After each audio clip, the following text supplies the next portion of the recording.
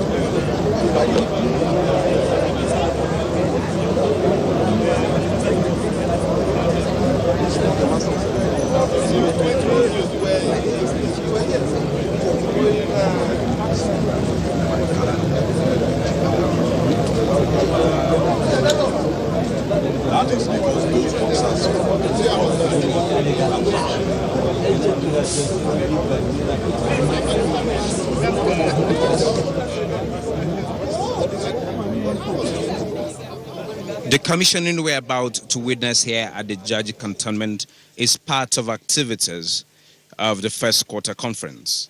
The conference is actually an avenue for the Army, the top echelon in the Army, to review activities of the first 4 months, the first quarter, and plan into the second quarter. And as we've witnessed here today, the Nigerian Army is not just about training and retraining of its personnel, but they have also embarked on infrastructural development. In a short while, we're going to be witnessing the commissioning of the headquarters of the Nigerian Army School of Infantry. This is also one out of some other structures that will be commissioned today. This is a massive structure, well furnished, with office, accommodation. We have conference halls, well air conditioned, and stocked with state-of-the-art furniture, as well as equipment that will enhance the productivity of the men and officers of the Nigerian Army Corps of Infantry. The Army Corps of Infantry is regarded as the queen of the battle, and they are trained to kill. This same group of persons are doing the country proud in the Northeast, as well as other theaters of conflict in and around Nigeria. You will agree with me that the Nigerian Army, from inception, has been engaged within and outside this country. From the Nigerian Civil War to the crisis in Congo, as well as the first Liberian Civil War. They also intervened to ensure peace returned to Sierra Leone. We had the invasion of the Gambia. All of this is being achieved with the provision of the required learning environment. This edifice that is about to be commissioned today is one of those steps directed at equipping the Nigerian Army for better service delivery.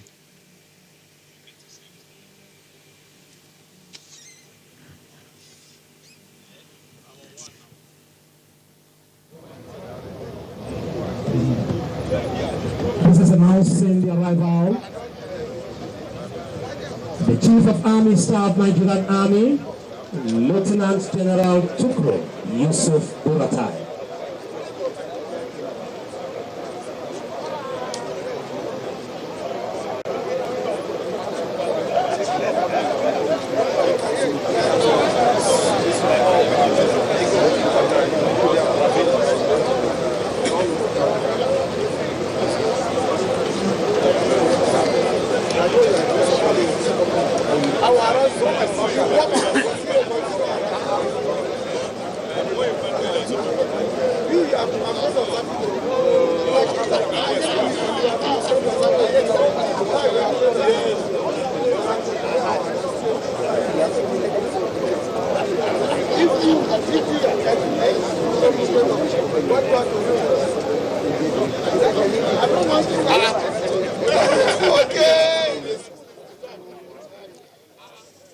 The level of infrastructural development in Jaji cantonment actually shows the level of transformation of the Nigerian Army, particularly its institutions, in the past 4 years. The Nigerian Army School of Infantry, NASI, here in Jaji, is a citadel of military training.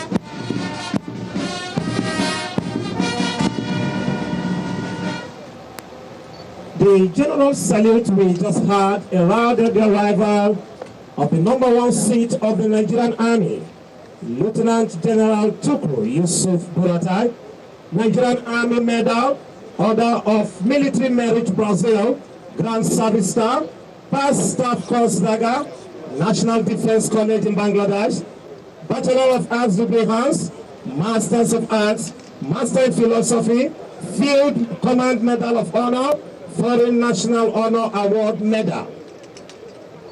Permit me, sir, to stand on existing protocol as already established at Inauguration Auditorium. I am Master Warrant of Santonidan, Defense Coordinator, Nigerian Army School of Infantry. I am the Master of Ceremony for this unique and remarkable day. Please permit me at this juncture, without much talking, call on the Commandant, Nigerian Army School of Infantry, Major General D.H. Ali Kefi, to please deliver his welcome address, and thereafter invite the Corps Commander Engineer to please speak on this very project. It will be followed by the guest of honors remark and then the commissioning proper. The Commandant Nasisa. Thank you very much, myself, the Chief of Army Staff, sir, senior officers, hired, distinguished invited ladies and gentlemen of the press. It gives me a great pleasure to welcome you all to the Nigerian Army School of Infantry, and specifically the soon-to-be commissioned and declared open the new NASI headquarters complex. Today is like a dream come true for many of us. Military men are not expected to show emotions, but we are overwhelmed by the revolution that has been ongoing at Jaji and elsewhere in the Nigerian Army formations and units. For those of us who are familiar with Jaji will know the decay in terms of infrastructure if you recast 5 years backward. But today, there has been a remarkable transformation in the infrastructure of the Nigerian Army School of Infantry and other establishments here in Jaji. It is not just only infrastructure, even the training has undergone tremendous transformation, and that is what is also behind some of the successes that we've been witnessing in our operations. The Chief of Army Staff has done tremendously well. We cannot thank him enough. Perhaps we may not attribute anyone that is being responsible, being the father of the Nigerian Army. But in my own humble opinion, Lieutenant General Tukur Yusuf Buratai is the father of a new Nigerian Army.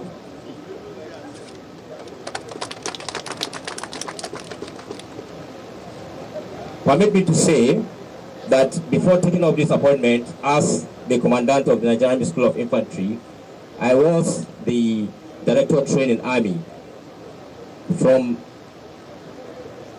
2015 to 2018.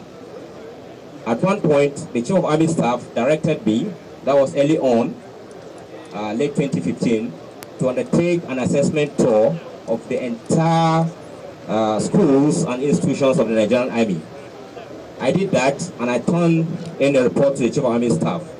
The report wasn't remarkable at all.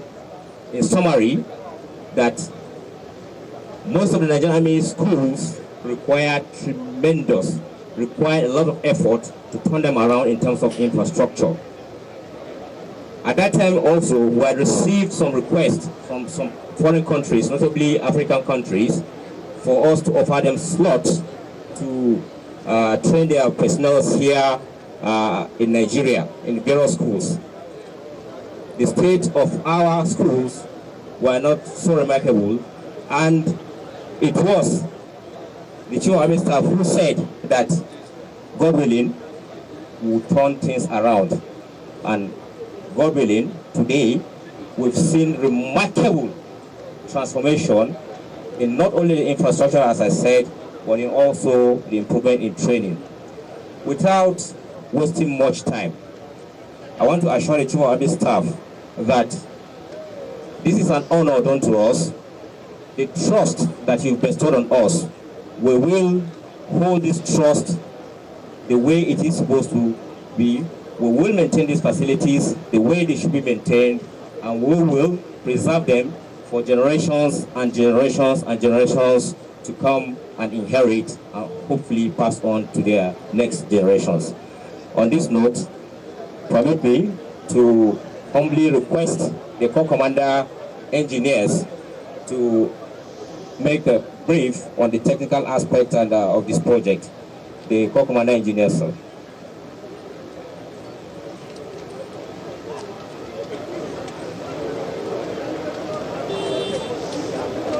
Our indefatigable Chief of Army Staff, senior officers, distinguished ladies and gentlemen.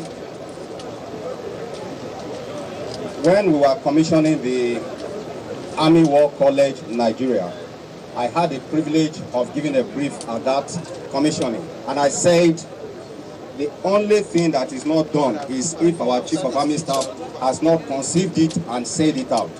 Once he pronounces it, it is as good as done. When I took over as the Corps Commander, sometimes I visited him, and he had mentioned that we should bring a design for the School of Infantry, which we had already carried out.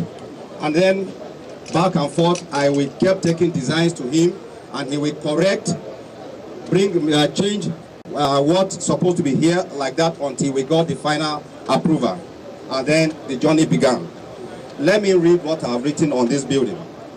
It is with great honor and humility, sir, that I welcome you all to the commissioning of the Nigerian Army School of Infantry complex constructed by the Nigerian Army engineers under the direction of the Chief of Army Staff.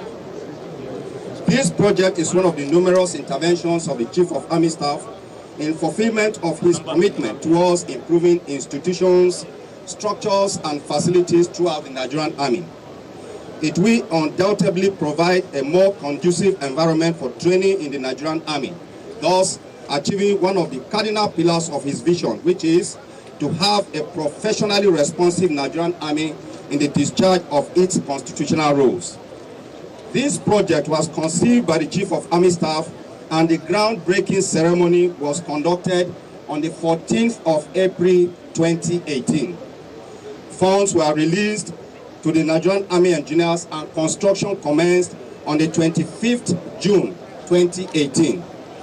The Corps was tasked to execute the project by direct labor in collaboration with K. Salam Consorts, our technical partners. The structure covers an area of 2,800 square meters and consists of two sections. The front section is two-story, while the sides are single-story. The complex comprises the commandant's office with a private study room, offices for staff, a 300-seat auditorium, a simulation center which has two simulation rooms, a conference room, a library, officers/soldiers canteen, a printing press, and a mosque attached to the building. Public power supply to the complex is complemented by 2x250 kVA generators to provide alternative power.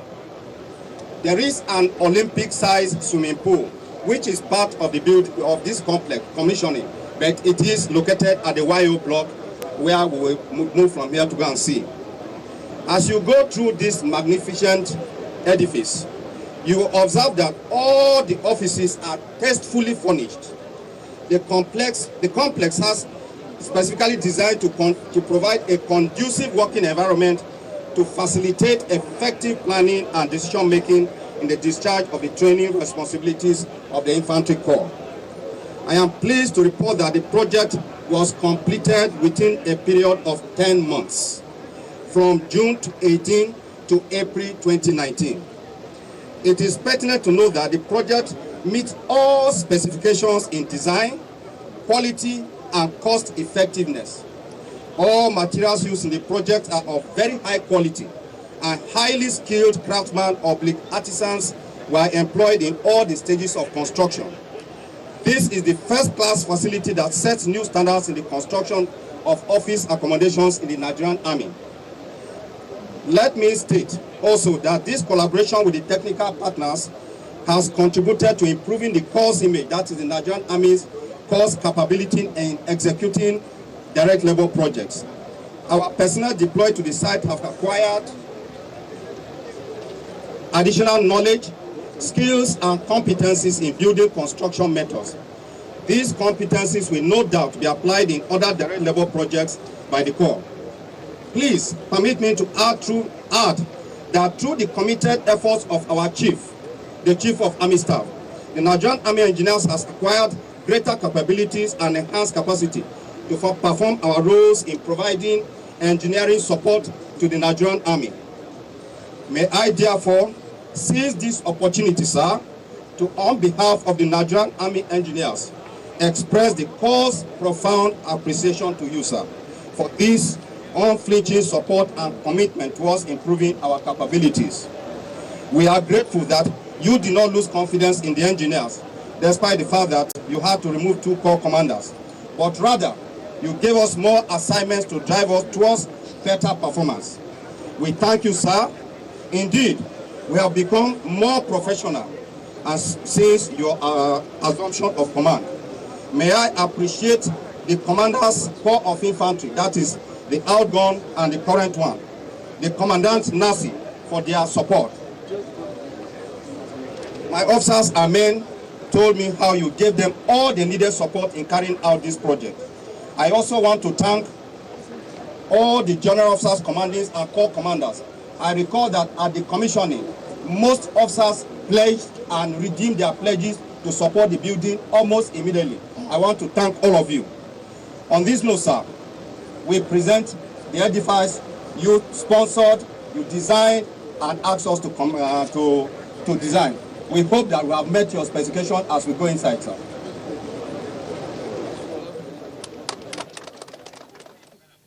That was the corps commander of the engineering corps, Major General A. Malu. Before him, we had the welcome address delivered by Major General Eso Olabanji, who is a corps commander of infantry. At this moment, we're awaiting the remarks by the Chief of Army Staff, Lieutenant General Tiwai Buratai.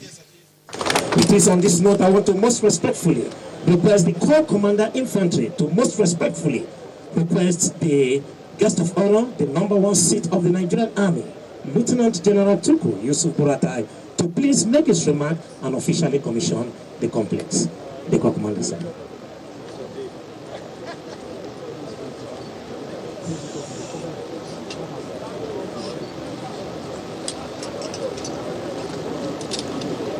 The Commander Training and Doctrine Command,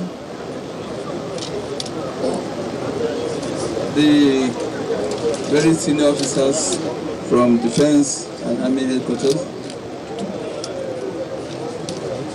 our invited guests, very senior retired Army officers, including past corps commanders of infantry and the commandant of the Nigerian Army School of Infantry. Well, first of all, before I make my remarks, I want to state that I was one time commandant of this school, and my office was somewhere there, and I think the commandant, I think from today he will move into the brand new office. That old building used to be the work production center of the School of Infantry, and it was highly inadequate, insufficient. Most of the staff officers and the clerical staff always jam-packed in one office or the other, cramped in one place. And there were inadequate space for even for them to keep, their files.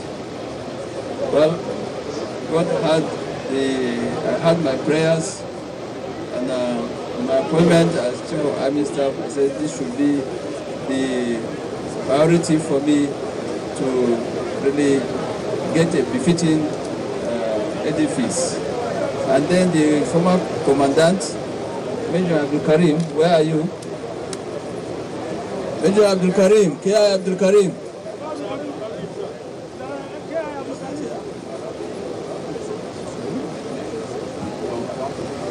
Well, he started actually the concept, the development of, this particular office. I directed him, I said, I have an idea where it should be located. And I said, it should be in this place. And we're able to come here and get the groundbreaking ceremony, started. And today we are ready for its formal commissioning. We give the glory to Almighty God and for all the personnel, officers and men, and especially the Commander and Nigerian Army engineers, who has worked tirelessly to ensure that the design and the construction, were done as per directed. On this note, I will start by saying that I'm highly delighted to welcome you to the combined Chief of Army Staff First Quarter Conference and the Combat Arms Training Week 2019, and especially to the commissioning of projects that were embarked upon by the Nigerian Army. As you recall, I recently commissioned some completed projects, informations and establishment of Nigerian Army, including, as you may recall, training institutions such as the Nigerian Army School of Armor. More of such commissioning and of completed projects will be undertaken in the coming days, as mentioned by the Commandant of Nigerian Army School of Infantry in his remarks. It is a well-known fact that in the not too distant past, the state of infrastructure facilities, and most crucially, combat supplies and equipment needed for our troops were in bad shape in many military formations. In terms of their serviceability state, the combination of the poor state and infrastructure coupled with faulty strategy undoubtedly affected morale of troops then, and consequently the fighting efficiency of Nigerian Army in ongoing operations. Mostly affected was the Operation Zaman Lafia, then renamed Operation Lafia Dole in the mid-2015. Fighting of combat efficiency of a force or an army is thus a function of several factors, including leadership, sound campaign operational plans, state of training, and that is intangible but vital factor, that is the morale. The state of morale of a soldier in turn is a function of, amongst other things, the work, the conditions, factors that are collectively referred to as welfare. It is for this reason that the Nigerian Army under my command prioritized the provision of serviceable equipment, platforms, medical facilities, and enhancing training. This is to have of its constitutional roles. The Nigerian Army schools and institutions are crucial in attaining high-level training required in effective capacity building. The Nigerian Army School of Infantry and other Nigerian Army training schools have been playing and will continue to play important roles in Nigerian Army's quest for professionalism. It is therefore essential that everything is done to ensure that these vital institutions are well positioned to deliver on their mandates. The projects that are to be commissioned at Nigerian Army School of Infantry within the period of this conference are expected to further enhance the school's capacity to deliver qualitative training. Some of these projects that will be commissioned today and in the coming days, such as the new headquarters here, the watermanship training wing, the platoon weapons wing, blocks of classrooms, and administrative offices at the officer cadets training wing are all conceived and delivered to actualize these objectives. While some are brand new projects, others have been rehabilitated and remodeled from their previous states. Among these projects are the airborne rigger shed, the entire airborne training area, including all its apparatuses, the Dambazaw Student Officers Hostel, and the airborne students' quarters. Ladies and gentlemen, no structure will last forever, but a structure is as good as the user. It is therefore implies that the lifespan of an item, structure, equipment, or facility can be extended for a considerable long period of time with proper maintenance. Accordingly, I have directed that maintenance and management of these facilities must be well planned and ensured. In this regard, the Young Officers Course, the Commanding Officers Course, as well as the Company Commanders Course accommodation that were earlier remodeled and renovated have such arrangements in place. I therefore charge the Commandant, Nigerian Army School of Infantry, and particularly the users of these and other facilities, to take them as they would their personal property. At this juncture, I would like to thank the President and Commander-in-Chief, President Muhammadu Buhari, for the support to the Nigerian Army despite the tight budgetary constraints and competing priorities. We pledge our unalloyed loyalty to the Commander-in-Chief and to uphold the Constitution of the Federal Republic of Nigeria. Let me also commend the Nigerian Army engineers that supervise the project for a job well done, and also thank the team of civil companies that provided the different services that made this project a reality.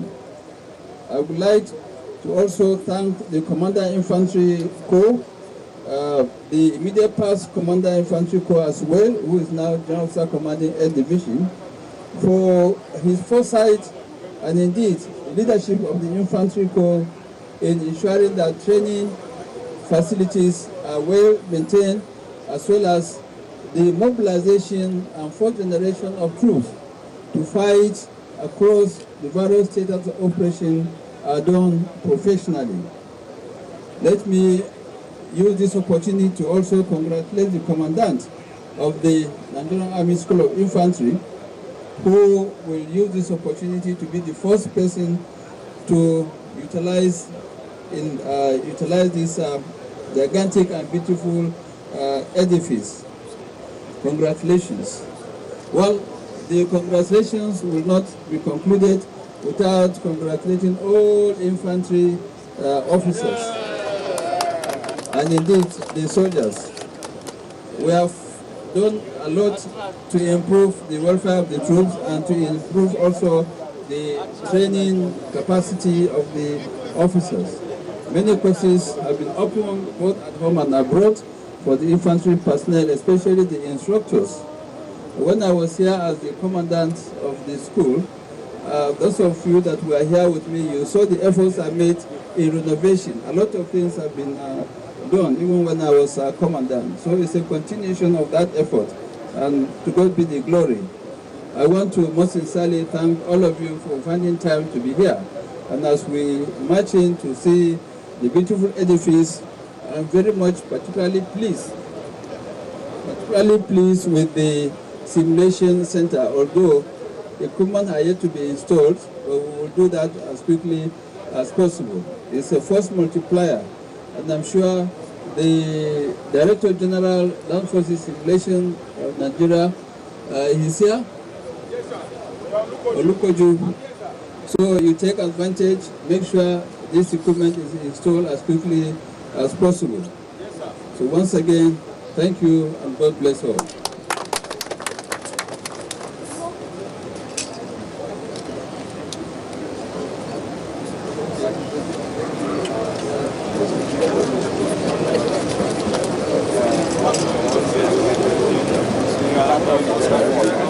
Major General Sarham, sir. Major General Sarham.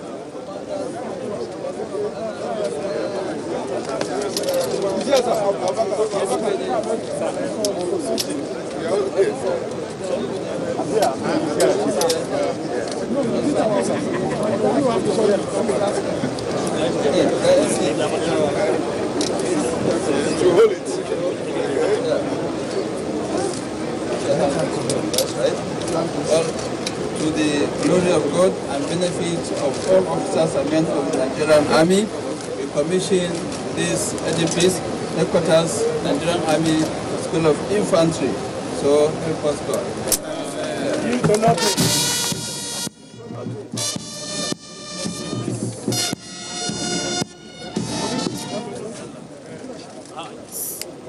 The headquarters complex project was initiated, constructed, furnished, and commissioned by me today, 24th April 2019. Glory of God.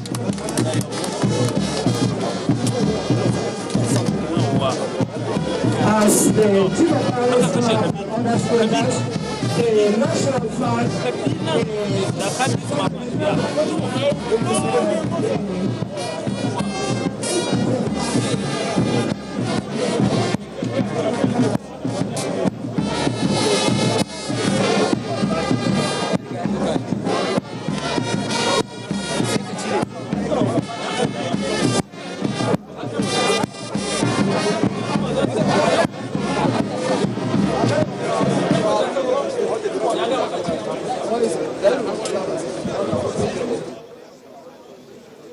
Yes, there we just witnessed the official opening and inauguration of the Nigerian Army School of Infantry, NASI, here in Jaji.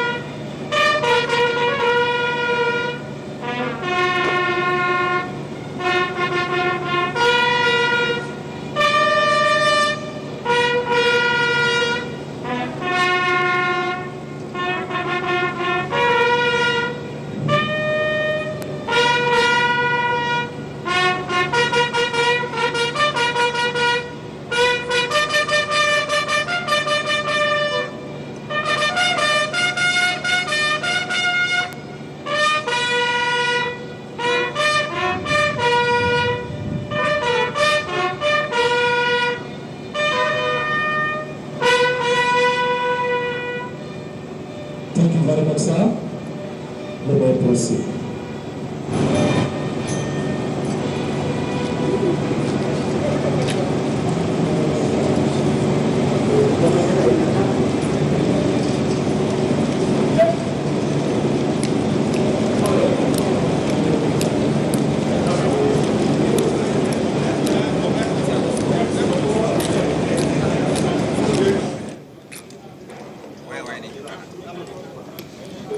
The official hoisting of the flag marks the opening of this great edifice.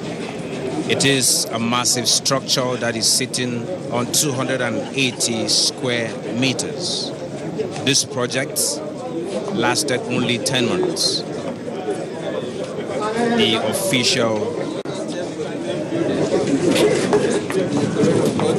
official commencement of the project was in April.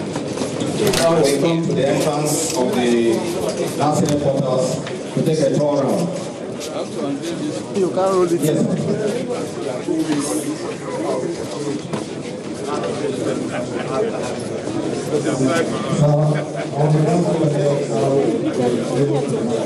From here to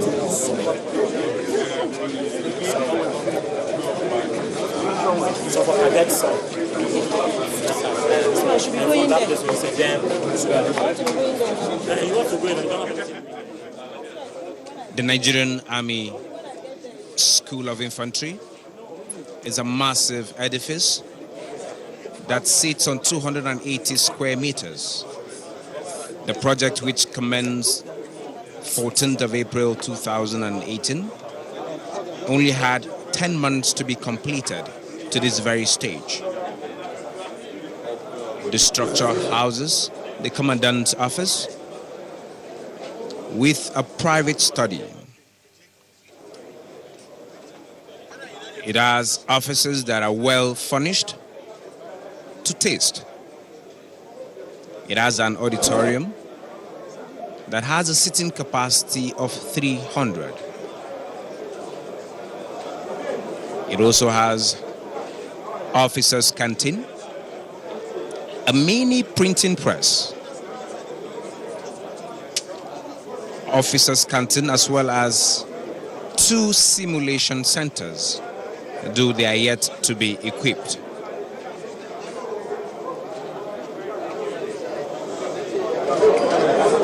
This, according to the Chief of Army Staff, is to create a better environment for training and retraining. This, no doubt, the Chief of Army Staff has turned around the once decay in infrastructure in this particular cantonment, talking about the Jaji cantonment, has been turned around. And what is expected, from what we heard him say, is a high-level training that will guarantee much more professionalism. And this is an effort that is aimed at positioning not just the Nigerian Army School of Infantry, but all other military institutions to deliver on their mandates.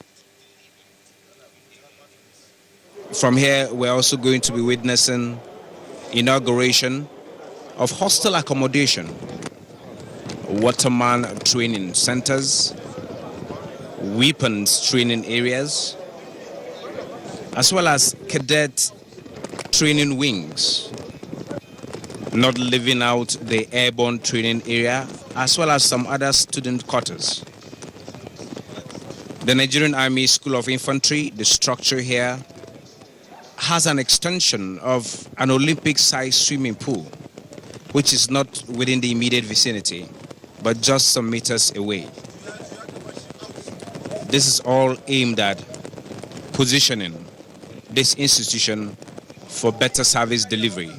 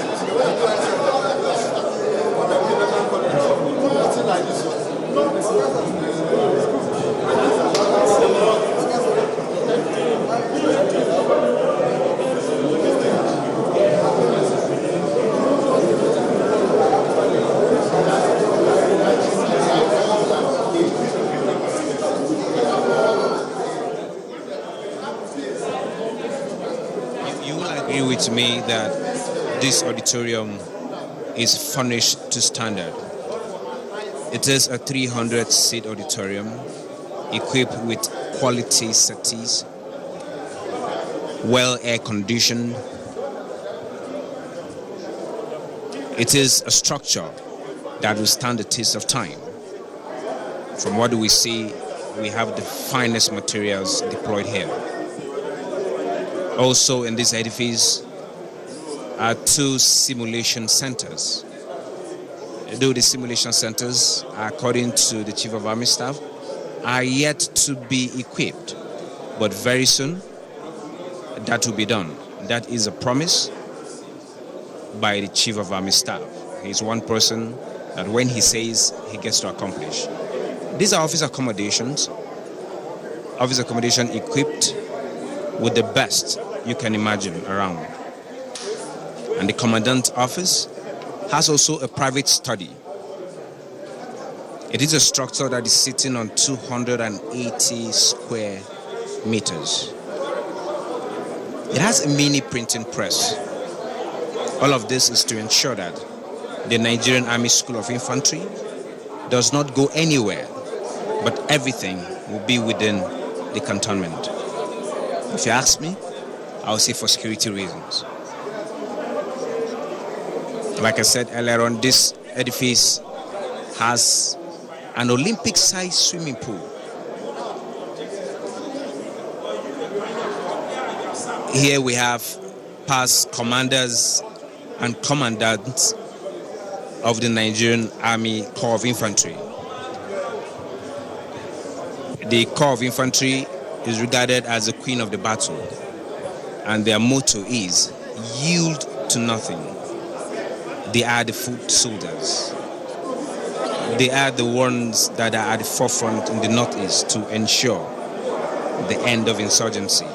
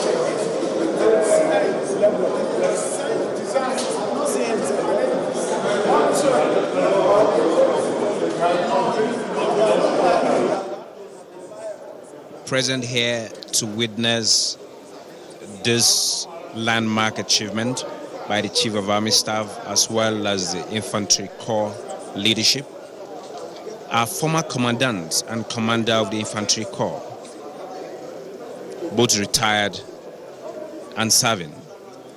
You will agree with me that yielding to nothing, talking about the Infantry Corps, have proven their might in different fields of engagement.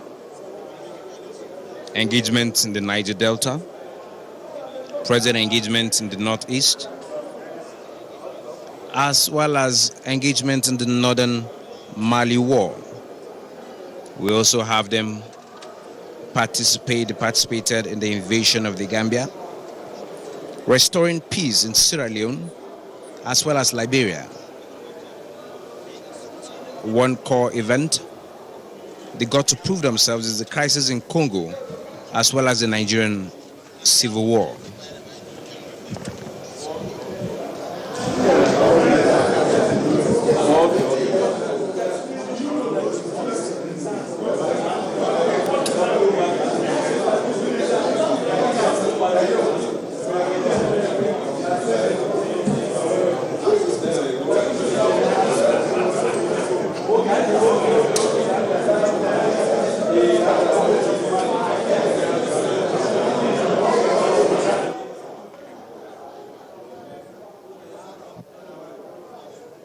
Earlier on, as part of activities to mark the 2019 conference, first quarter conference, as well as the combat week, the Chief of Army Staff was at the conference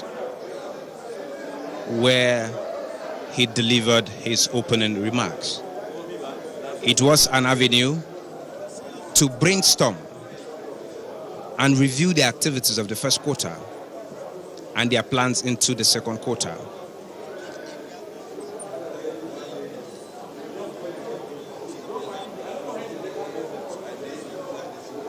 For the Chief of Army Staff, these activities are actually aimed at ensuring a professionally responsive Nigerian army in the discharge of its constitutional roles.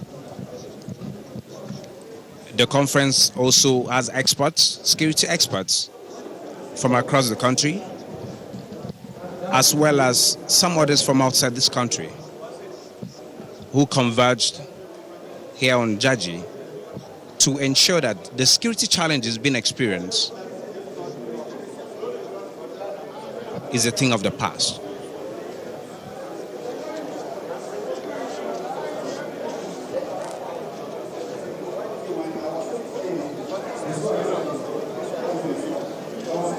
While reviewing the first quarter report of 2019, the Chief of Army Staff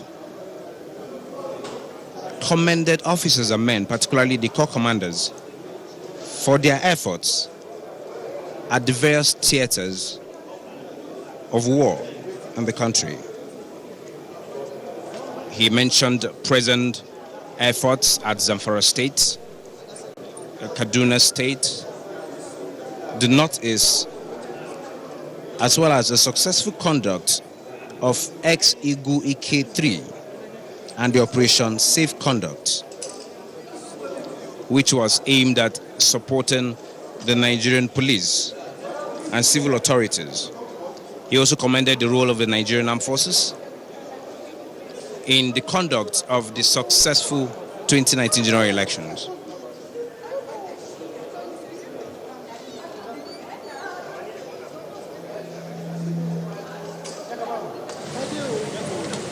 The choice of Jaji as the venue for this conference is for many reasons. Firstly, it affords officers of the Infantry Corps who just concluded their reunion to seamlessly migrate to the Chief of Army Staff's First Quarter Conference without having to embark on another journey. Secondly, it offers us the opportunity to see the level of transformation of Nigerian Army training institutions in the past 4 years, with Jaji as an example.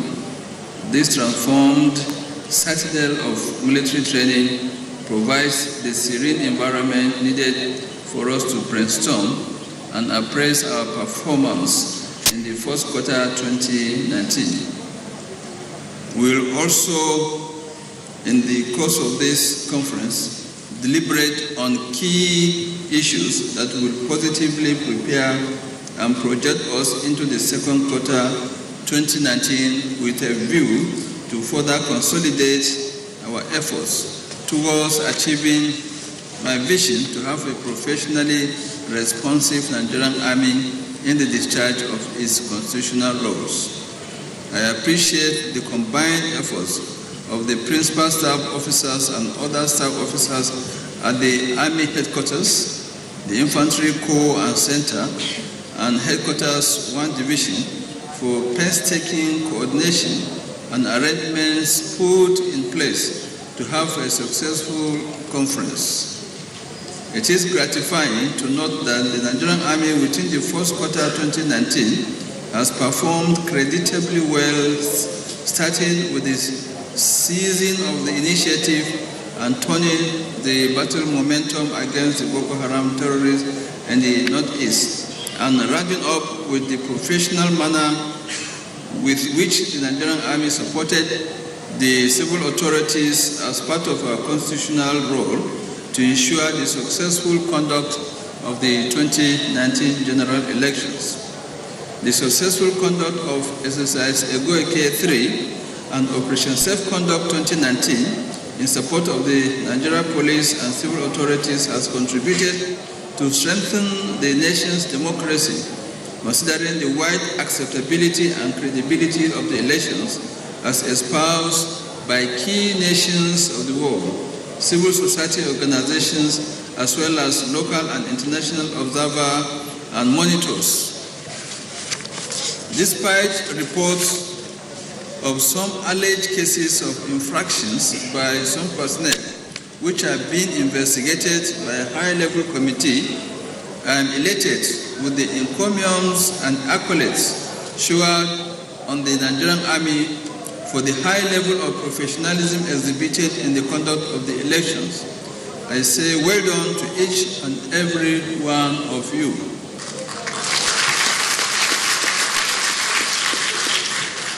I must also acknowledge the resilience and doggedness of our troops in reversing the ugly trends that almost marred our concerted efforts in the Northeast.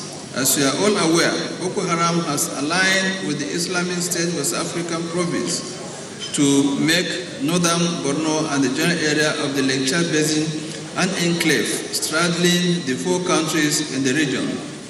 Thus, the fight requires a combined holistic approach by the countries of the Lake Chad Commission to ensure the total defeat of both Boko Haram terrorists and the ISWAP.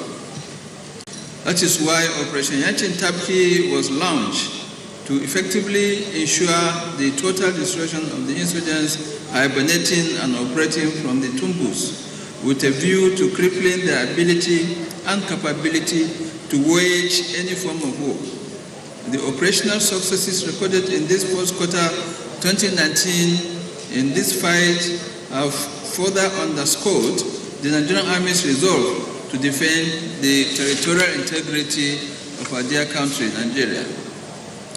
Gentlemen, there is no doubt that we are engaged in asymmetric operations against terrorists side by side with the resurgence of kidnapping and armed banditry in the northwest as well as the north-central zones of our country. The strategy we used in the past to address such ugly trends in the southeast and the south-south regions must therefore be rejuvenated with new out-of-the-box ideas to address the current security challenges. This has necessitated the launching of the Operation Harbin Kunama 3. The concept of this operation will require the combat arms as well as all combat support and combat support services working in synergy with other security agencies, the traditional institutions and other stakeholders to get rid of criminal elements. We must ensure information flow that will be converted into actionable and timely intelligence for troops to take proactive measures and to support and drive targeted operations. It is important that commanders in the field relate with the society and other security agencies in their efforts to bring the high rate of kidnapping, acts of banditry and attacks on villages leading to killings in Zamfara, Sokoto, Kaduna and Katsina states to an end. There must be sustained synergy, cooperation and collaboration with all stakeholders in these endeavors. At this point, I will seize this opportunity to caution the media, especially in the social media, and the general public not to glorify bandits, armed robbers, kidnappers, and ethnic militias to the extent that they are seen as stronger than the military and other security agencies. The criminals and bandits are only as strong as the society paints or view them, and further propagated by the media. It is important to state that information and intelligence flows from the people and indeed from the press and the public. Such criminal activities are intelligence-based, and the people are in this regard to provide timely information and clear identifications of the perpetrators. Undue publicity and praise singing of the bandits and other criminal elements will only motivate them to commit more criminal acts at the detriment of the society. Therefore, the press, the general public, security analysts, and public commentators are advised to show more maturity and due diligence in this collective effort of ridding the country of criminals and criminalities.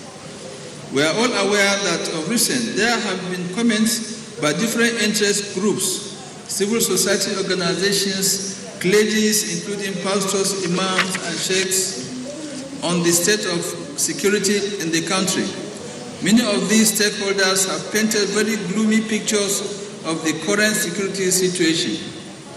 While no one can deny the prevailing state of insecurity in some parts of the country, the situation has not degenerated to the disparate levels as claimed by the commentators. Every Nigerian, including the pastors, imams, and other stakeholders, have a part to play in the moral rectitude of the society. The state of insecurity in parts of the country is partly attributable to the moral decadence in the society, and our religious leaders have very important roles to play as our spiritual moral guardians, and custodians. Blaming the government and security agencies while not making expected moral contributions will certainly not bring an end to the security challenges we are facing today. Rather than blames, these religious leaders should pray for the criminals and the bandits to change their ways, and also to pray for the government and the security agencies to succeed in finding lasting solutions to the security challenges in the country and indeed globally. On our own part, we shall continue to conduct operations as necessary to mitigate identified challenges across the spectrum of our society. To effectively succeed in the conduct of operations, we must embark on realistic and effective training and establish operational units in line with Nigerian Army Order of Battle 2016. I am happy to observe that in line with my training directives for the year 2019, formations and units have commenced important activities such as the annual range classification, Cobra and below competitions, and training of standby forces for local operations and peacekeeping operations. In the area of capacity building, we have sponsored several senior and junior officers on overseas courses, seminars, and workshops. We partnered with the Harvard Kennedy School of the United States of America to train 30 senior officers on leadership and strategic management at the Nigerian Army Resource Center, Abuja. Similarly, in order to develop the intellectual capacity of our officers, we initiated the Chief of Army Staff's lecture series, which are held twice every month at the Nigerian Army Resource Center. This is aimed at bringing intellectuals, academia, captains of industries, and other notable individuals to speak on contemporary issues that will help build the intellectual capacity of personnel. In the area of field training, we sponsored a platoon of troops to Burkina Faso for exercise Flintlock, and 2 officers and 8 senior NCOs for the Africa-India exercise in India.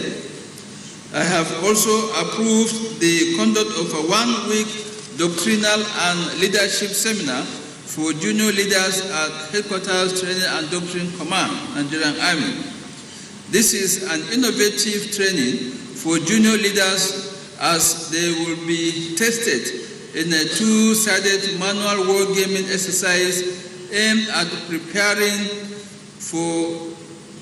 them for operations.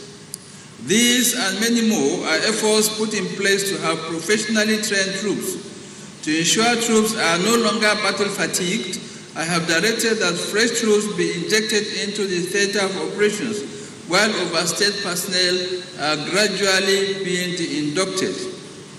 We have operationalized some new command schools, brigades, battalions, and forward operation bases. Some of them are the Nigerian Army Cyber Warfare School in Giri, the 63 Brigade Asaba, 98 Battalion, which is still oncoming, Nigerian Army Special Forces Logistics, and the forward operations Gembu. I have directed that the forward operation base Ode Ekiti be made operational, and also we now have the 19th Brigade and its units to operate deep into the insurgents' hideouts in northern Borno and the Lake Chad region. We have also established a center for counter-terrorism under the Nigerian Army University BU, essentially as a hub for comprehensive research on counter-terrorism. More establishment and units will come on stream in the nearest future as we implement the Order of Battle 2016. The Nigerian Army within the first quarter 2019 also established the Nigerian Army Vehicle Manufacturing Company with a view to developing our capability to produce our own vehicles, repair and carry out maintenance. I am glad to note that within the first quarter 2019, the company has made significant repairs of unserviceable equipment in support of Operation Lafia Dole, and indeed in support of Operation Harbin Kunama 3. The company is also on the verge of delivering own-made operational vehicles. This shows that it is only a matter of time before our military-industrial complex takes a firm route in line with Mr. President's directives. We have also established the Nigerian Army Land Forces Simulation Center. The Director General and some officers just came back from Turkey on an assessment and familiarization visit. When fully established, it will cater for all forms of simulations as a force multiplier for our training efforts and will reduce cost of training to a minimum. Furthermore, in a bid to promote information technology and in line with standard-based practices, the Nigerian Army has approved the use of a secure military unified communication system called the Nigerian Army Secured Information Platform. The Nigerian Army Secured Information Platform is designed to offer fast access, secure and timely delivery of voice, video and data communication links in real time. It is almost due for launching, but at the moment, all mails and correspondence to the Chief of Army Staff Office are sent through the upgraded Nawani platform, and my directives are also communicated via the same medium. This has further enhanced speed of transmission of directives and drastically reduced the circulation of large volumes of papers. I therefore urge you all to key into this innovation immediately. Gentlemen, an army needs logistic support to function optimally. To this effect, Mr. President has intervened promptly by authorizing concerted efforts through a government-to-government procurement policy to obtain critical platforms needed for our operations. This package, which is almost due for delivery, will also come with the technical training, content, and maintenance support. Similarly, to ensure adequate logistics support for our operations in the Northeast, we have established a new logistics base in Monguno. procured vehicles, motorcycles, ballistic helmets, fragmentation jackets, boots, and other clothing stores and general stores in support of our operations. Let me reiterate at this juncture that we remain very passionate about the welfare of our troops. I strongly believe that a well-motivated army is the bastion of military victory. In this conviction, I have pursued vigorously the construction, renovation, rehabilitation, and indeed the development of new structures for both officers and soldiers, their living quarters nationwide. I have also, within the period under review, directed the payment of the new ration cash allowance, operations and uniform allowance as approved by Mr. President. The Nigerian Army University Bill is fast developing in terms of academics and infrastructure. I have directed that the Nigerian Army constituency must be given preference in admission and job opportunities in the university. Similarly, the Nigerian Army Welfare Holdings Limited has established and incorporated several welfare-related companies that will be beneficial to personnel and their families. These include the Nigerian Army Farms and Ranches Limited, the International Livestock Market at Giri, Abuja, the Nolji Gasland Plant at Mambila Barracks, Abuja, agent banking in Nigerian Army Barracks, the Super Green Securities Limited, and the launching of the micro distribution centers of gas penetration plants in collaboration with the Ministry of Petroleum Resources. The plan is to replicate these laudable efforts nationwide.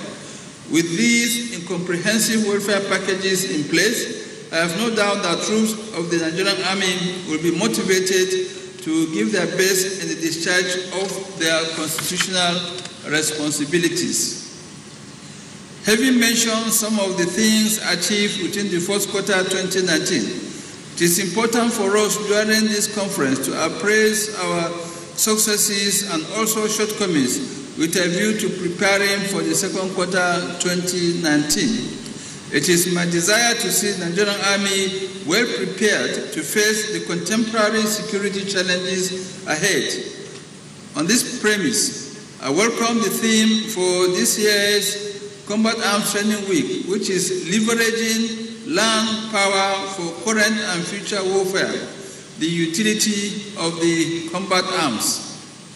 I am convinced the various briefs and lectures program, as well as the discussion and interactive sessions that will follow, will provide workable solutions that will address the emerging security challenges and position the Nigerian Army for more effective service delivery towards providing secure environment for peace and unity in our country.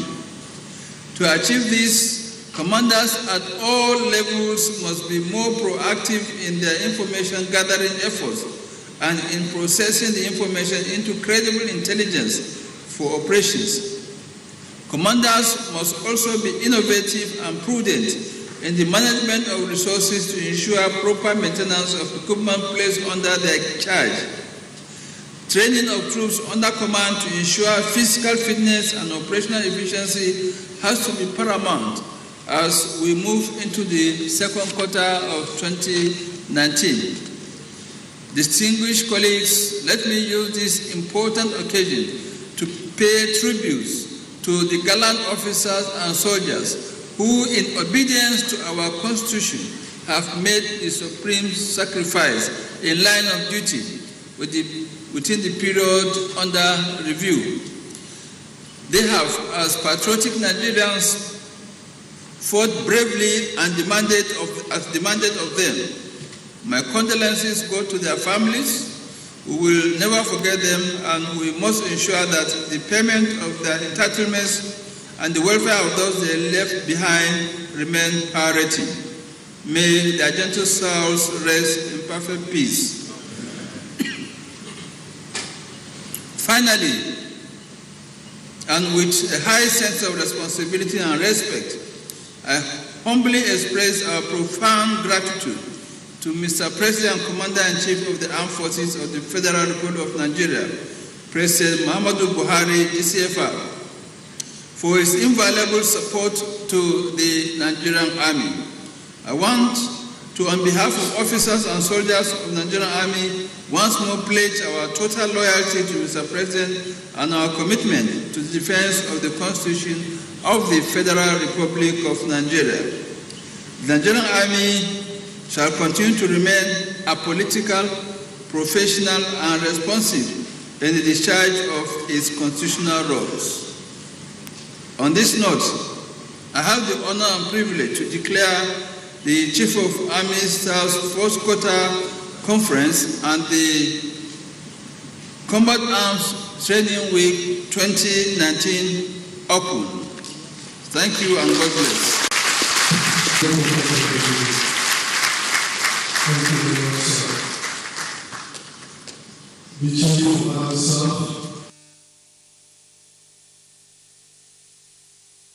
That is the Chief of Army Staff's message to the First Quarter Conference holding in Jaji. As the conference now moves into a technical session, while the security experts deliberate on a way forward for better security engagement, which is not for public consumption, we will take leave from the live transmission here in Jaji and join our studios in Abuja for the continuation of our programs. On behalf of the production crew and yours sincerely here, Benny Adams, we say good evening.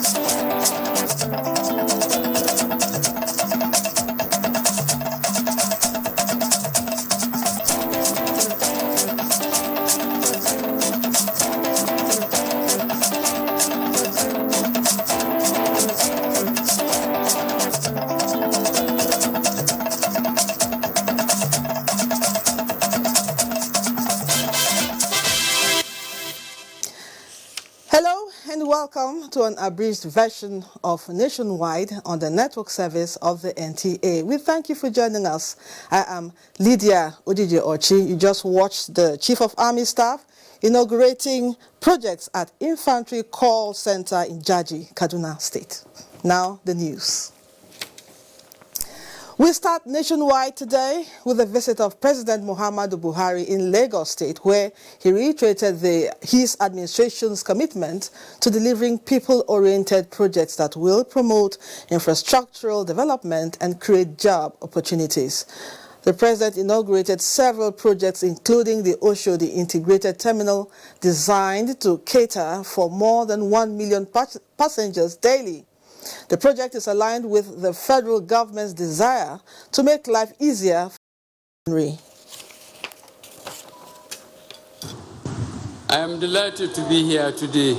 Key projects that reflect the drive and success of our administration as we pursue policies and programs that will positively impact on our citizens.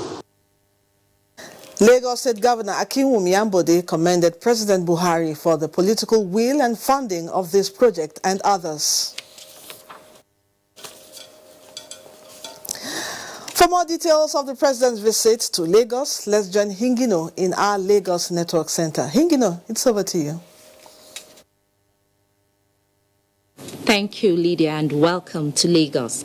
President Muhammadu Buhari has unveiled the reconstructed Institute of Maternal and Child Health Facility, popularly known as Ayinke House, located within the premises of Lagos State University Teaching Hospital.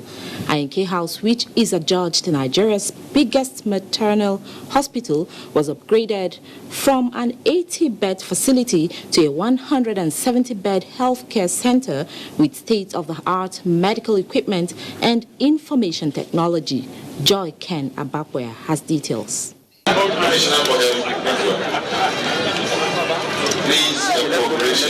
President Muhammadu Buhari, after inaugurating the project, was conducted round the facility alongside his host and other dignitaries. Maternal and child mortality is one of the major challenges bedeviling the health sector in Nigeria, and the present administration is determined to end it. The reconstruction of the Maternal and Child Health Hospital, Ayinke House in Lagos, is one of the measures being taken by the Lagos State government. The facility, a 2-story building with a 5-story administrative block, was upgraded from an 80-bed hospital to a 170-bed health facility comprising 5 operation theaters, 16-bed acute care department with 3 organ support capabilities, 30 special care baby units with incubators, laboratories, and a medical gas plant. One of the largest in Africa, Governor Ambode says the new facility will not only improve maternal and child health care but reduce deaths. As a state, we are aware that universal and basic primary health care is one of the cardinal priorities of your administration. Following this direction, we have consciously worked to bring quality, affordable and modern health care to all our citizens. Medical students and resident doctors in obstetrics and gynecology can now take advantage of facilities at the new Ayinke House for training. This facility can do more specialized care that the old one never had. If you're going to get, the old one had just about 2 theaters. This one has 5 theaters. The old one never had neonatal and surgery care unit. This one has 30 units of neonatal care. Those are 2 keys: maternal mortality, neonatal mortality. I have about 21 consultant obstetricians and gynecologists ready to work. As we speak, this edifice has been renamed the Institute of Maternal and Child Health. That means that work that will be going on in here is not just about service, research and training. The maternal and child health care facility has begun full operations. It's an edifice that will ease the tension of our pregnant mothers in Lagos State. All of us are happy because now those pregnant women, there's place for them to deliver. There is no more looking for somewhere where they will deliver. For women in Lagos, especially new and expectant mothers, this is worth celebrating because this facility is certainly going to bring them succor. In Lagos, Joy Ken Abakoya, NTA News. Meanwhile, Lagos State Governor Akinwumi Ambode has assured Nigerians that the 500-seater Lagos Theatre, inaugurated by President Muhammadu Buhari, will further develop tourism, arts and entertainment in Lagos and Africa at large. Tourism, arts, culture and entertainment are major points of focus for Governor Akinwumi Ambode, as his commitment to promoting these sectors stands unwavering. The Eco Theatre is a sterling concept by the Ambode administration to provide a viable platform for youth to harness their creative minds and potentials. 4 new theatres have been completed in Ikeja, Badagry, Alimosho and Ekpe and are set to be inaugurated for public use. Governor Ambode, who accompanied President Muhammadu Buhari for the inauguration of the project alongside governors of Oyo, Ogun, Ondo, Ekiti, Adamawa, Deputy Governor of Edo State, Lagos State Governor-elect and his deputy, explained that his administration has made concerted efforts to fulfill one of his campaign promises to ensure that Lagos becomes the tourism and entertainment hub of Africa. Because we know that there are no white-collar jobs anymore. They can create jobs for themselves through this place. So I just use this, like we said, we have 4 already, others will be constructed, and also the incoming governor also will continue from where we will stop. The State's Commissioner for Tourism, Arts and Culture, Steve Ayorinde, stated that infrastructural development, regeneration of old and creation of iconic attractions for entertainment, arts and culture enthusiasts are some of the methods used by the state to boost economic activities, improve domestic tourism and expand opportunities for job creation. It's an opportunity for our youth, for rehearsal spaces, for comedy shows, for music musicals, for concerts, and for live theatre, which is the primary aim, and of course cinema. So this is what Lagos is all about. Let us increase the art spaces that are available so that our people who are talented youth can have opportunities to practice what they learn. The theatre is also part of the state government's development plan for the tourism sector, as the facility is expected to attract visitors from within and outside the country. In Lagos, Nosa Osula, NTA News. That's our contribution from Lagos. It's now back to Lydia in Abuja for the continuation of Nationwide. Many thanks, Hingino. Minister of Information and Culture, Lai Mohammed, says the next 4 years of the Buhari administration will witness greater infrastructural development of the country and expansion of the social investment programs to reach more Nigerians. Speaking on NTA's flagship program, Good Morning Nigeria, the minister noted that Nigerians have asked for a better deal by re-electing President Muhammadu Buhari for a second term. Halika Opanachi has more. The Information and Culture Minister stressed that the peaceful conduct of the 2019 general elections resonates positively among Nigerians' global friends and allies. Hence, his recent visits to the United Kingdom and the United States of America to gain more support for the administration and attract more investors to Nigeria. We owe it a duty to our people and to our country to ensure that the outside world, and even the domestic community, it gets the right narrative and the right, picture. He outlined some of the second-term plans of the administration in moving Nigeria forward, especially in the areas of infrastructural development, power generation, and job creation. If funds meant to build roads, meant to provide power, meant to provide jobs, are shared among just a few people, then there will be no development. I remember as soon as I came in, we issued a statement that between 2006 and 2013, just about 54 people or 55 people allegedly stole 1.4 trillion naira. That's 50% of what we spent on infrastructure in 2017. So we can see the correlation between that development and corruption. And that is why we believe that the next 4 years will only be an improvement on the last 4 years. On the war against corruption, the minister was emphatic that the present administration deserves credit over its achievements so far and hoped the international community will continue to join Nigeria in prosecuting the fight against terrorism. In Abuja, Alika Opanachi, Arwa, NTA News. The Senate has advised the federal government to urgently ensure deployment of enough security presence along the border communities of Taraba and Benue states. The motion moved by Deputy Minority Leader Emmanuel Bacha drew the attention of the Senate to the crisis involving youths of these communities. Ignatius Unko has more on the motion. Well, this motion came under Order 42 of the Senate Standing Orders, and what that implies that any issue that comes under this order is deemed to be very urgent and needed such attention. And actually that was what happened when Deputy Minority Leader Emmanuel Bacha drew the attention of his colleagues to the lingering crisis involving some youths living along the borders of Taraba and Benue State. He called on his colleagues to ensure that there's an adequate legislative intervention to forestall further occurrence. And then, well, that actually attracted enough attention from the senators who lent their support to that motion, and eventually there was a resolution. And here with me is a senator from Taraba State, Yusuf Abubakar, who is here to tell us what are the major importance of that motion.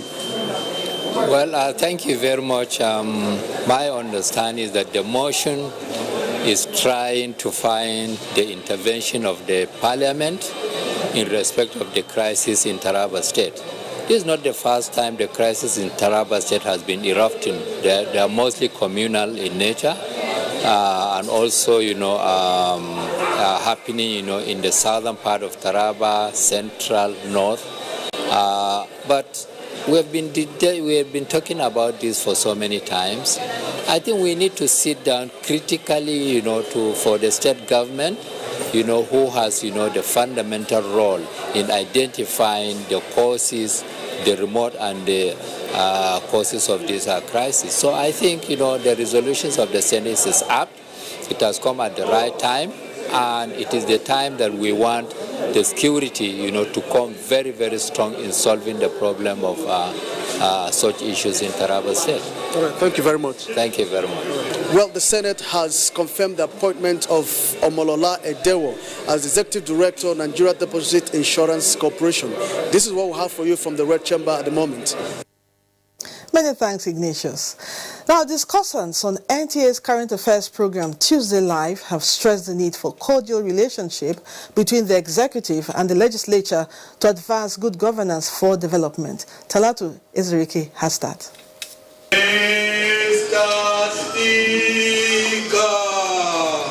It is said that the beauty of democracy lies largely in good governance by the three arms of government. The legislature, an arm of the government charged with making laws, is seen to be living up to its responsibilities, especially in the last 4 years. To the credit of the 8 National Assembly, many say include the passage of the National Minimum Wage, the Not Too Young to Run Law, the National Identity Management Commission Act, and the Companies Allied Matters Act. In the words of the Senate President Bukola Saraki, the Assembly has been able to introduce landmark legislations that have helped boost the nation's economy. Those against say nay, the ayes have it. But how harmonious has the relationship between the legislature and the executive been?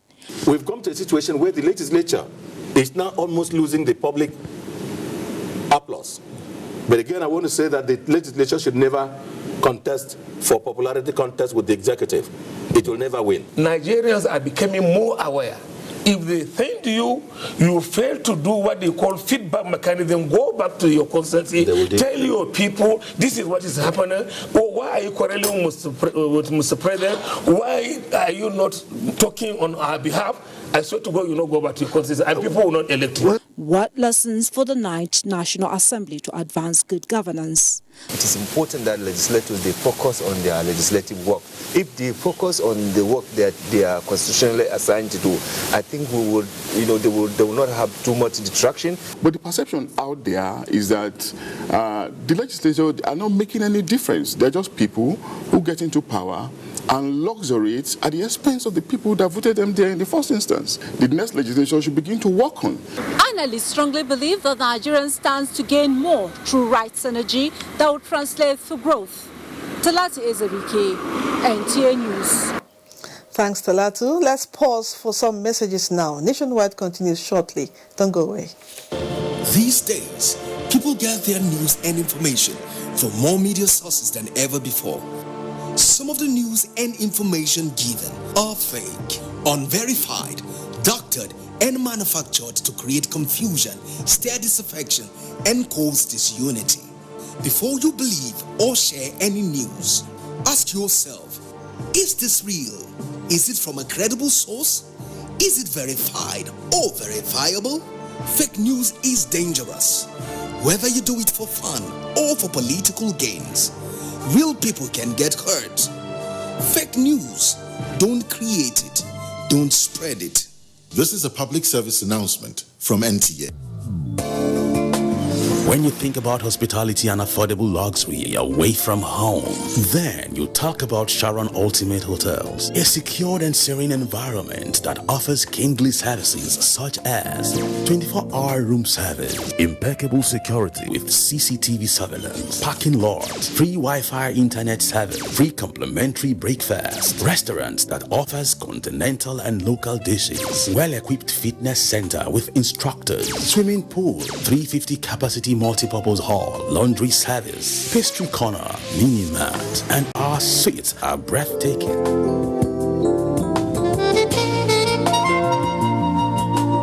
For reservation, locate us at plot 1710, Tafawa Balewa Way, Area 3, Garikia, Abuja. Sharon Ultimate Hotels, the ultimate place.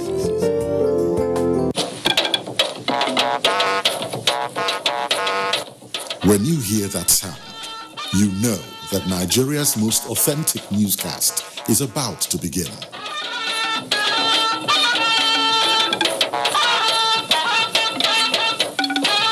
NTA Network News, breaking the news for over 40 years.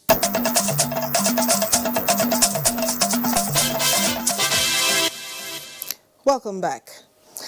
Cognizant of the revenue losses suffered by Nigeria under the current oil production sharing contracts between the country and international oil companies, the House of Representatives is taking steps to amend the law.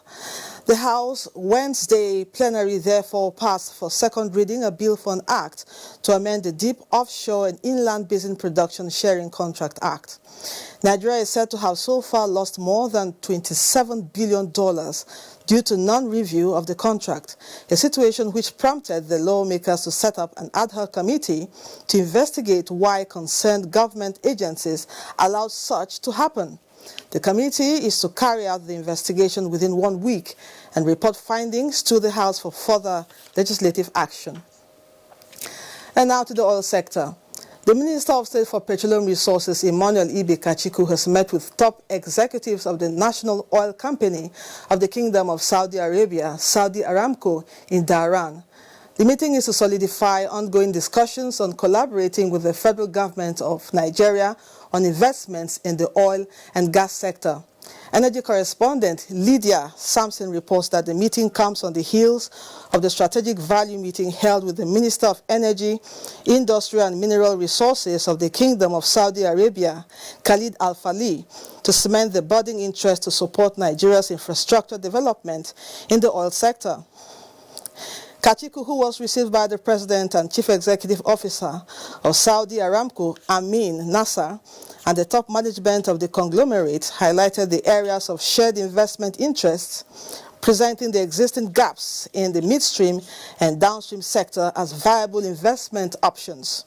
Chief Executive Officer of Saudi Aramco, Amin Nasser, reiterated the resolve of the conglomerate to widen investment in Nigeria and share best practices. He said the company in the next 5 years intends to focus on investment in Africa, and Nigeria will not be left behind. Kachiku commended the high-level technological advancement of the National Oil Company. Kachiku lauded the various showcase technologies. The exploratory partnership visit ended with a firm acceptance of Saudi Aramco to quicken final conversations with Nigerian firms across the entire oil and gas value chain for mutually beneficial gains. Enugu State government to recruit 1,500 primary school teachers. Let's join Chinenye in Enugu for details of this and more reports from that zone. Hello, Chinenye. Good to see you. Good to see you too, Lydia. Good afternoon and welcome to Enugu. The education sector has received the attention of the Enugu State Executive Council as it approved the recruitment of additional 1,500 primary school teachers to beef up the staff strength in the sector. Susan Eze has details of the briefing of the outcome of State Executive Council meeting at Government House, Enugu. To ensure availability of quality teachers in the state primary schools and to match the investments government is making in the improvement of school infrastructure, ESCO decided to recruit 1,500 primary school teachers to replace those who have retired. Emphasis is, however, on teachers for schools in rural communities where teachers are in short supply.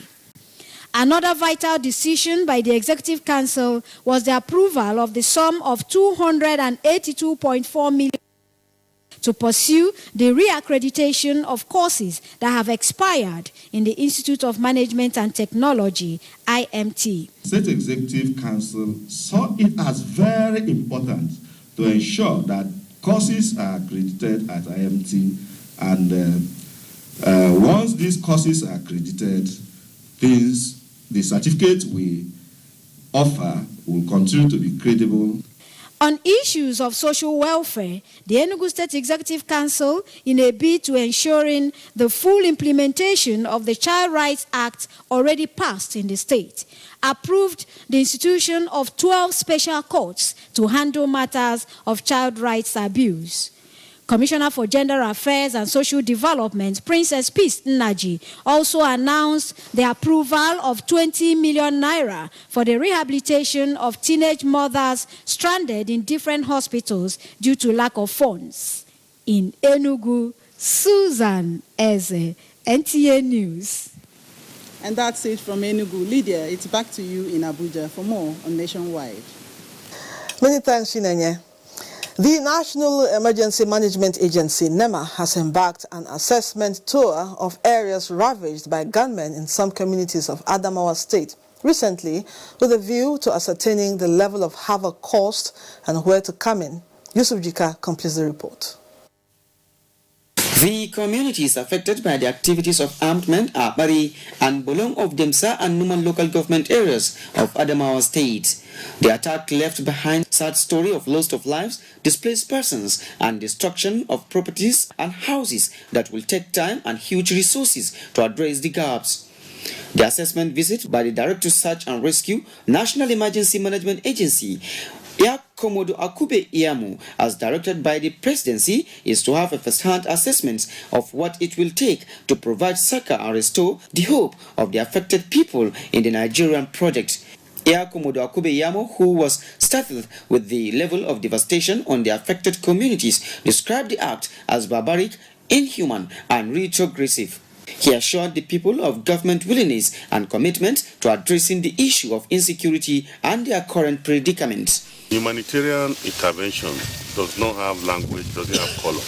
It's always immediate. So to get to bring succor to the people. The director also visited victims of the incident at Numan General Hospital and those taking refuge at Lutheran Church of Christ, Numan, where he sympathized with them.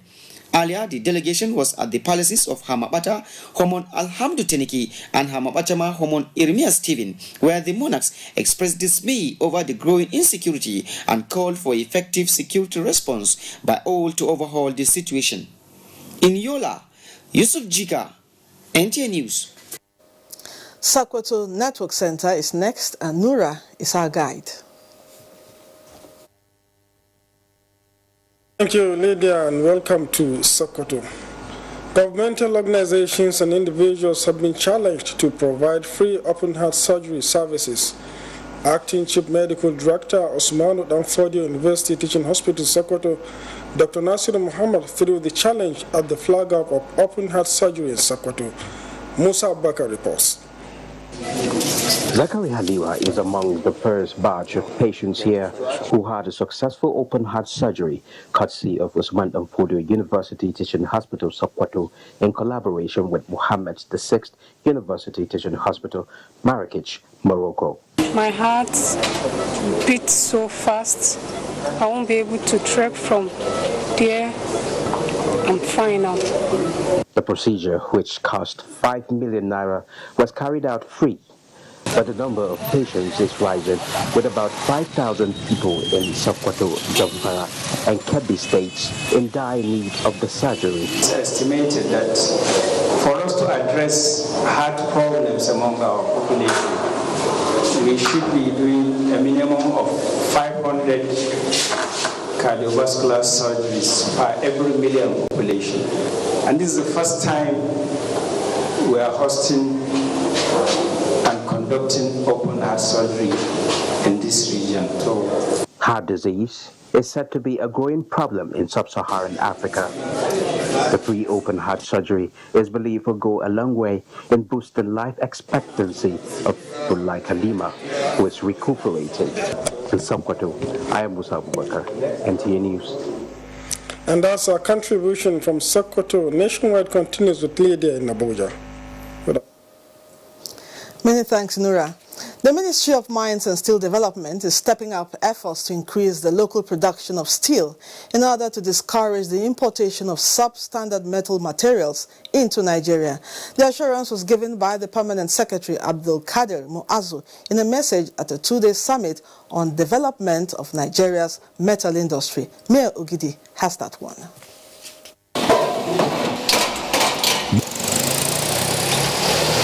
Metal industry, the foundation of industrialization. And with more than 1,000 metallurgical industries, Nigeria is determined to make its voice heard in this direction. But these industries, mostly owned by private individuals, are either non-functional or producing materials below required standards. One of their greatest problems is that when they produce with such standards, they sell higher than those substandard products that have been dumped into Nigeria by importers that don't mean well for us. Ministry of Mines and Steel Development, therefore, is rising up to the occasion by gathering some of the best brains in this industry on the way forward. We are acting further with the Customs Service towards covering metal dumping of substandard steel and other metal products in Nigeria, as well as export of bound scrap metal. But if the bill passed, then there will be a guarantee that regulatory mechanisms will be put in place to make sure all metallurgical activities are done well and right. While waiting for the metallurgical bill to scale through in the National Assembly, the Ministry of Mines and Steel Development promised to provide the needed enablers to operators in the industry to strive, as efforts are on to ensure the Ajakuta Steel Company is revamped to meet up the steel needs in the country. Mie Ogidi, NTA News. In her efforts towards complementing government's initiative in improving the health of the nation, wife of the President, Aisha Muhammadu Buhari, has secured partnership with the United Arab Emirates-based NGO known as Noor Dubai Foundation for the establishment of a 4-year comprehensive eye program in Katsina State. At the signing of the agreement between the Katsina State government and the Noor Dubai Foundation, Mrs. Buhari reaffirmed her commitment of bringing more similar gestures across the country through the Aisha Muhammadu Buhari Foundation. State House correspondent Aliu Kabir reports. The research conducted by the Katsina State Ministry of Health show that there is an estimated blindness burden of 45,000, visual impairment of 95,000, as well as 10,000 irreversibly blind. Experts in the health sector believed that this is in Katsina State alone. Other states in Nigeria suffered similar challenges. The need for the reduction of this burden is what necessitated the intervention of the wife of the president through the Aisha Muhammadu Buhari Foundation. It could be recalled that in December 2017, Mrs. Buhari has met with the chairman, Noor Dubai Foundation in Dubai, Humaid Al-Kutami, and secure partnership with the foundation to intervene in that regard with a pilot program in Katsina State. The signing of this agreement between Katsina State government and the Noor Dubai Foundation is therefore a fulfillment of the December 2017 partnership. The 4-year program will include revamping of the health infrastructure in the state, set up 12 vision centers and optical workshop, as well as supporting and equipping 250 primary health care centers across the state and the training of personnel. The program will also provide free health care services, including screening program for students in schools, community educational and awareness to over 1.5 million people, and free cataract services to 11,000 individuals. I still remember the initial discussions we had and the efforts that led to the conceptualization of this initiative. When I visited the Noor Dubai Foundation head office in Dubai in 2017. Today I'm happy to see how far we have gone. I believe when established, this will benefit not only the people of Katsina State, but the country at large, and also our neighboring country, Niger. The program will strengthen the health system to be sustainable beyond external support. This agreement will deliver a sustainable, comprehensive eye care program to the people of Katsina and neighboring states. The program is expected to be expanded across the 36 states of the Federation, including FCT. From the State House, Aliu Kabir, NTA News. Nigeria should increase funding and revive technical and vocational training at all levels of the country, hopes to achieve inclusive and quality education to promote lifelong learning opportunities for all in the country by year 2030 as envisaged by the Sustainable Development Goals. This is the opinion at a national conversation aimed at assessing the educational level in the country in order to come up with solutions that will assist government implement the 10 pillars of the Ministerial Strategic Plan to achieve the roadmap entitled Education for Change. Improving education curriculum and policy by getting inputs from employers, especially from the private sector, to suggest skills needed was also stressed, just as training of qualified teachers and involvement of states and local governments. Quality education, it's not the money. It's maximizing the quality of what you get out of every naira spent. You can spend double this and not get good educational outcomes. It is our responsibility today to see that even the policies that have been promulgated are implemented. We're choosing education because it is very much interwoven with the welfare of individuals, welfare of Nigerian poor, which is the place where we have our primary interest. And that's it on Nationwide. Thank you for watching. Do have a pleasant time watching our programs on the NTA. Bye for now.